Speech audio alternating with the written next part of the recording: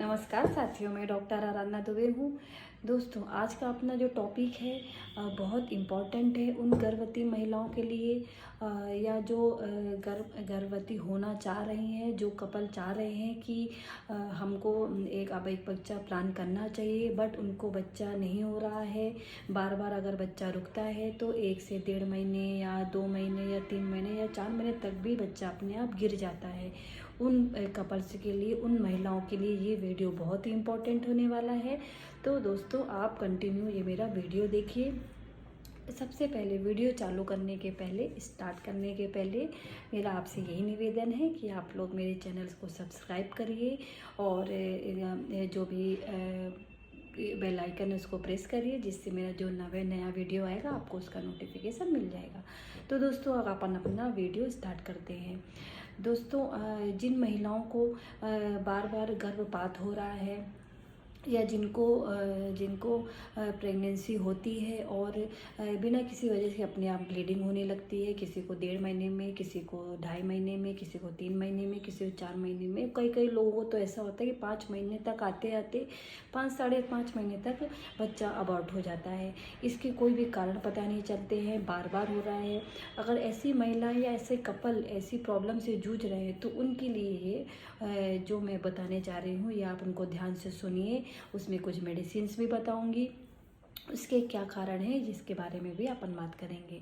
तो फ्रेंड्स, गर्भपात होने के क्या कारण हैं? जैसे भ्रूण में कोई अंदरूनी समस्या अगर बनी हुई है तो उसकी वजह से गर्भपात होता है। अगर किसी के हार्मोनल इम्बैलेंस हो रहे हैं, किस महिलाओं में बार बार वो प्रॉपर उनकी अच्छी डाइट नहीं हो पा रही है, अगर वो कुछ गर्म चीज़ें खा लेते हैं या कुछ ऐसा या चलना फिरना उनका हैवी हो जाता है या झटके से चढ़ रहे उतर रहे हैं, तो जिन महिलाओं की बच्चेदानी कमज़ोर होती है उनको ब्लीडिंग चालू हो जाती है। जिनमें ब्लड प्रेशर अगर ज़्यादा बढ़ता है, जिन शुरू से उनको शिकायत है ब्लड प्रेशर बढ़ने की, उसकी वजह से गर्भपात हो सकता है। अगर किसी को मधुमेह की शिकायत है, डायबिटीज़ की शिकायत है, उनको गर्भपात हो सकता है।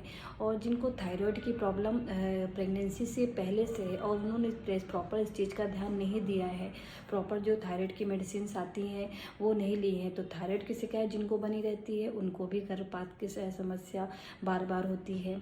और कुछ महिलाओं में तो जैसे कभी गिर गए, चोट लग गई, जैसे मैंने अभी आपको बताया, तो उसकी वजह से भी गर्भपात हो जाता है।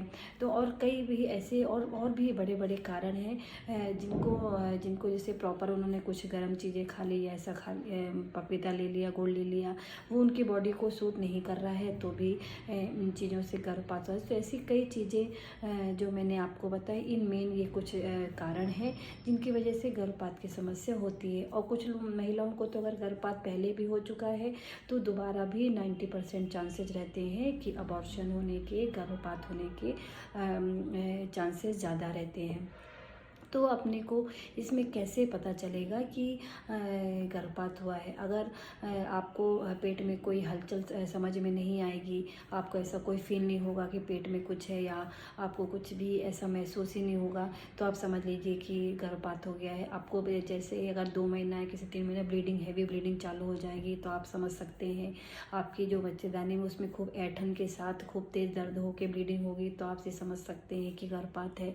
अगर लगता है कि आपको उसमें साथ में ऊतक भी निकलेगा, कुछ पीसेस निकलेंगे, तो आप ये चीज़ समझ सकते हैं कि आपको गर्भपात हो चुका है। क्योंकि कभी कभी क्या होता है, कोई प्लासेंटल ब्लीडिंग होती है जिसमें स्पॉटिंग रहेगी, हल्के फुल्का